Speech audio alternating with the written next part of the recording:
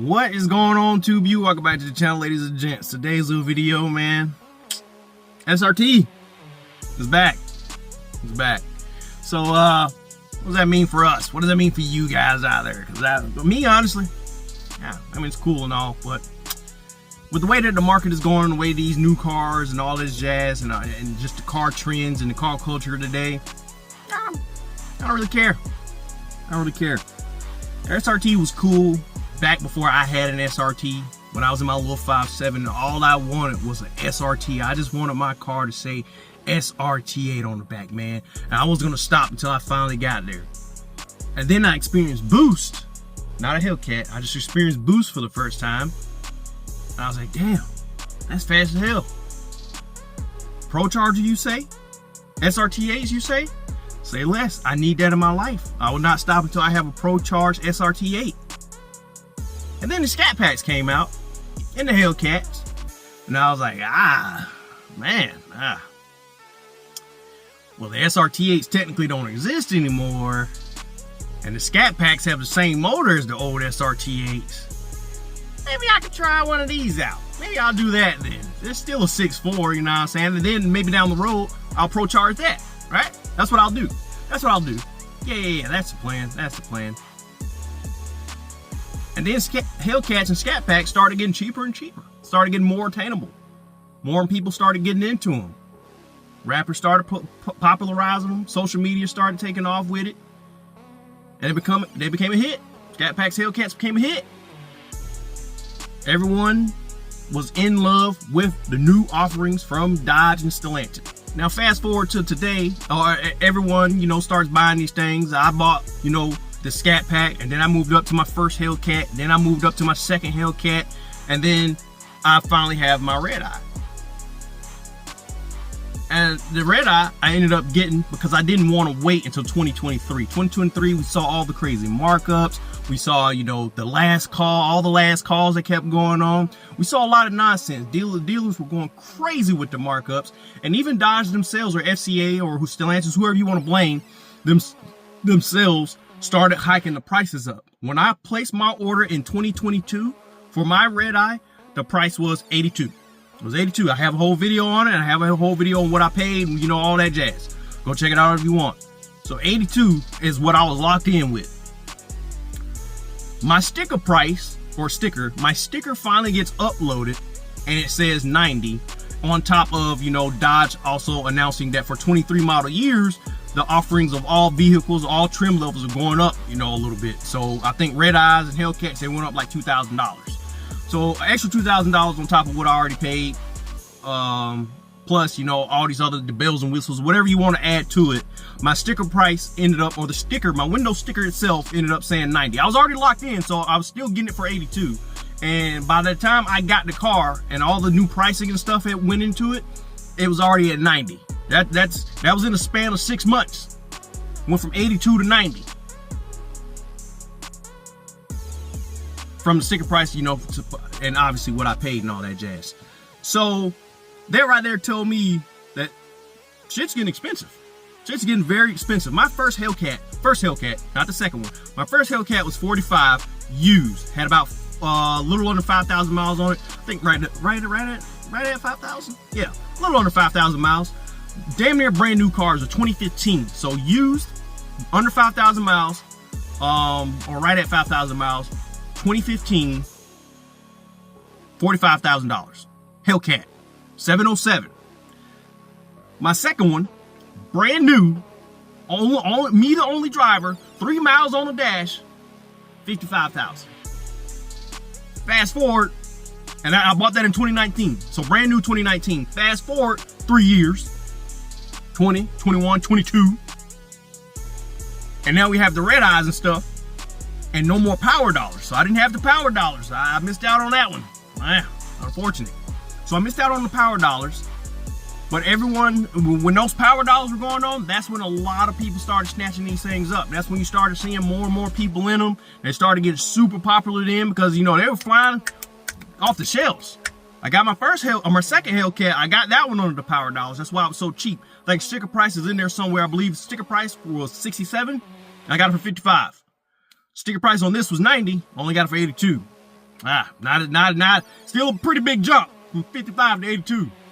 That's a huge jump. But I knew if I waited to 23, it was going to be even worse. And I was right. 23 comes around, dealer markups, Stellantis is pricing themselves, just all the craziness behind it, supply and demand, you know, all that jazz. And dealers still sitting on these things today. To this day, it's 2025. There's still brand new Hellcats, Red Eyes, and things like that sitting on lots because of the crazy dealer markups and, you know, what they did to themselves. So what does that mean? So what does all that have to do with SRT coming back? Well, that showed me and a lot of other people out there, and I hope a lot of people wise up. And obviously, you know, some people, they have the coin, they're going to go out and buy the newest and bestest thing, whatever it comes out. They don't care. You're going to have those people regardless. I said that about the Charger Daytona EVs, and sure enough, people out there, they just have to have it. They have to be the first one on 32s, first one with bags, first one, you know, this, you know, they got to be the first one in the state of Michigan. You got to be the first. So there's going to be people like that are going to go out and buy the new batch of SRTs when they come out. Now, if you guys have seen the little trailer or the commercial, that's crazy. Car company out here having commercials and stuff, or trailers. They're dropping trailers and updates and stuff for the new patch. But anyway, the trailer, it has Dodge, Jeep, Ram, and there's another one, Chrysler, obviously. So Chrysler, Dodge, Jeep, Ram. It was under the SRT. So that lets me, that has me thinking that all of the SRT offerings we saw disappear should be coming back. Obviously, Jeep is still making the Grand Cherokees. They're still making them. So I don't see what will be stopping them from coming out with a, you know, a new Trackhawk, a new SRT, whatever it may be. Ram, obviously still making Rams. We have the RHO. I ain't seen nobody make nothing about that, man. Cetera Tuning, they got the RHO and they did like some JB4 tuning and posts with it, and that shit's been dead since. I seen like one post with the JB4 and I ain't heard nothing else about that damn RHO since, other than it sounds like crap when you try to take the cats out. What else? Obviously no 6-packs out. No one's doing anything with those because they're not out yet. The RT EV, the Daytona EV RT, already dead. Already gone. They already killed it off. And the Daytona, the Scat Pack, is going to be by order only. So they won't just be sitting on the lots, unless it's an old one, of course. So they won't be just sitting on the lots. The dealer won't just be calling them in. They will be by order only. So already, people have spoken with their wallets. They don't want that bull crap. Now, how do we keep speaking with our wallets and get what the hell we want out of this? If they come out here talking some, you know, 100,000, 150,000, 200,000 for, you know, the SRT offerings, the good stuff that we want, 80, 90, 100, speak with your wallet, folks. We used to get red eyes. I've seen people get red eyes for as low as 60s and 70s. Hellcats were 40s and 50s, and, you know, Scat Packs were, you know, 30s and 40s. We should not be paying 80, 90, 100,000, 150 plus for these cars. And unfortunately, with how car companies are going right now, just take a look at Chevy. Chevy came out with the Z06 and dealer markups threw that thing through the roof. Chevy dropped the ZR1, the regular one, and the Z06 prices started to creeping down a little bit. And now the ZR1 has taken its place. 100,000, 150, 120 plus. Then they got the ZR1X coming out. It's like, where does it end?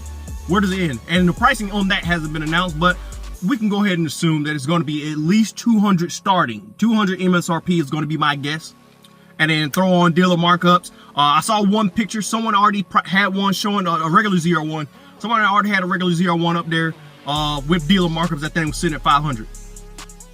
$500,000 for a Corvette. $500,000. GTDs. Mustang GTD, Mustangs.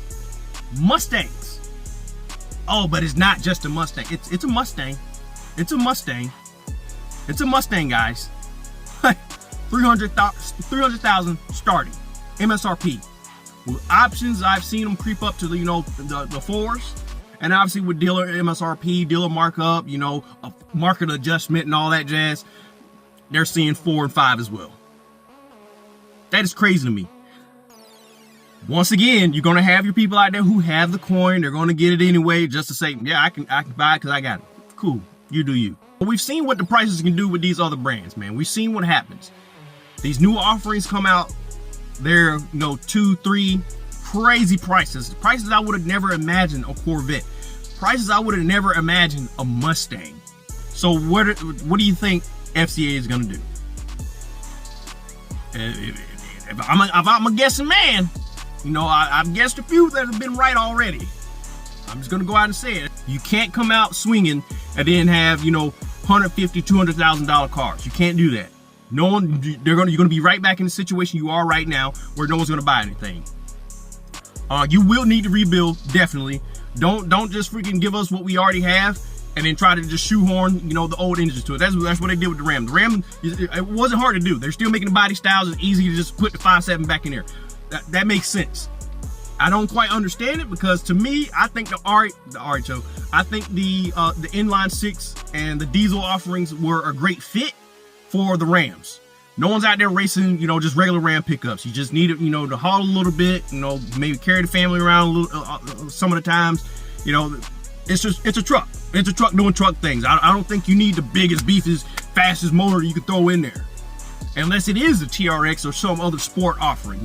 That makes sense. But just for everyday duty, regular truck duty, inline 6 is more than capable. And it's stronger and faster than the old 5.7. So a lot of guys cried about that 5.7, you leaving the Rams. I don't think it really mattered too much in the Rams. It made sense, they went to I don't know if it's more efficient. People have been saying they get, pretty abysmal gas mileage out of it, but it is stronger. It is faster. They can tow more, pull more, they're faster. So the inline 6 is a stronger motor. Now, as far as longevity goes, I don't know, but I know the 5.7 had its problems as well. That motor, yeah, you probably struck up some PTSD for a couple of you right there, hearing that damn ticking noise.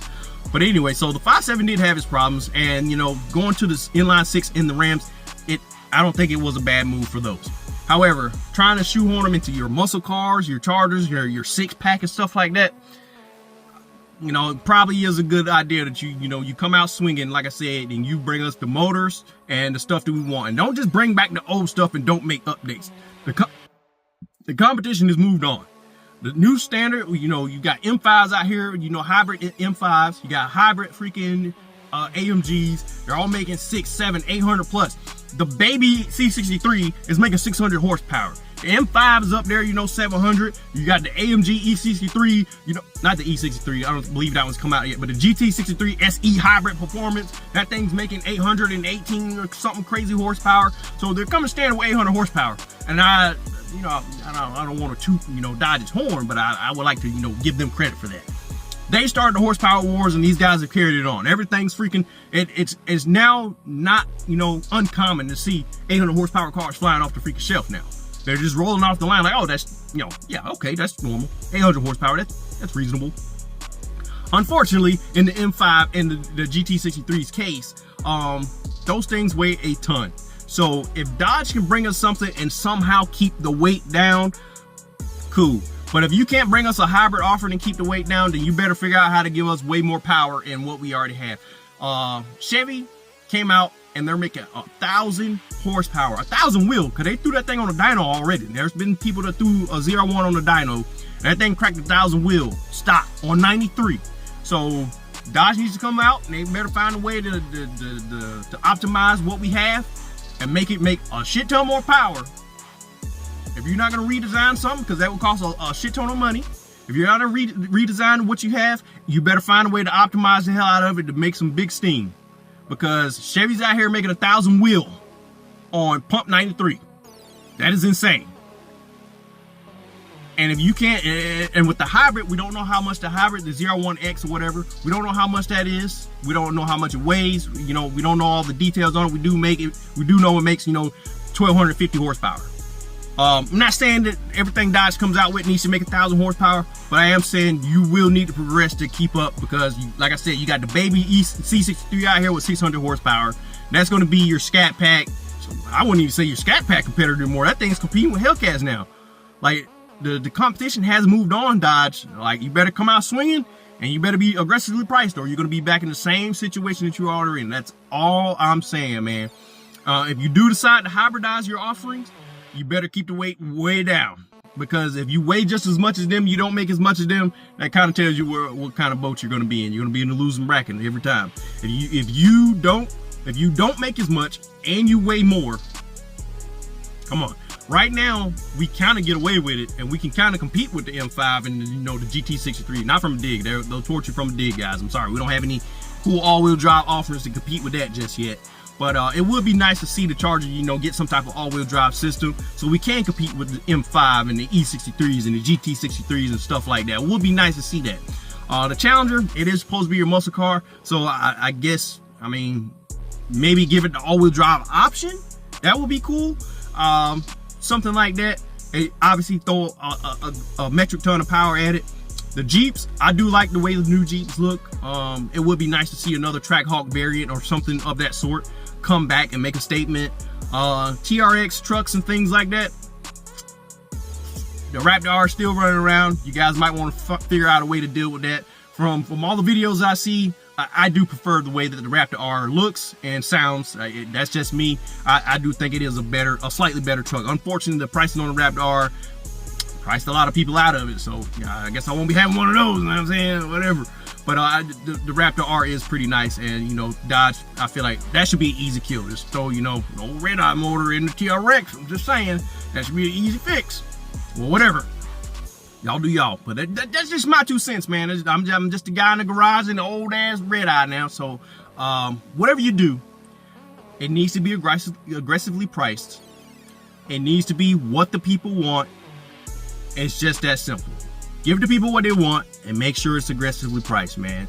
That's all I'm asking. That's all I'm asking. If you guys want to be the next Pontiac, the next Mercury, the next insert dead ass car company, you might want to, you know, listen to what I'm saying. I know it is a small channel, but I know that you have to see this. You can look at your numbers and see this, guys. You gave us what we didn't want, and then you gave us motors that we didn't want, and then you priced it to the freaking moon. $80,000 EV scat packs, $90,000 EV scat packs. Yeah, miss us with that crap, man. And you saw what happened. You had to kill off your RT. Daytona is now order only, and I don't think anyone's lining up to buy the 6-packs. I may be wrong, but I ain't seen nobody post a window sticker or order sticker yet. I ain't seen it. But hey, that's just me. I think they can do it if they do it the right way. You know, Tim Kuniskis is back over everything, so that's a good sign. Hopefully they find a way to come back to dealer markups, because what I've been seeing out there with these Chevy dealers and these Ford dealers with these adjusted markups, you play that game if you want to, you're going to be, it's a good way to end up right back where you are. That's a good way for your new, you know, all that money you spent developing and coming back out with new products, all that money you spent is going to go to nothing if you don't do something about these dealers and their freaking markups. I'm just saying. But it's starting to get hot out here, guys. I'm going to get my ass up in this house, getting some AC. Guys, man, your first time stop by, like, subscribe, hit the bell, all kinds of guys, notifications, these videos. Whoop. So on the Instagram channel at low376slow, all one word. I'll put it down in the description. And until next time, to you, I'm out. Peace.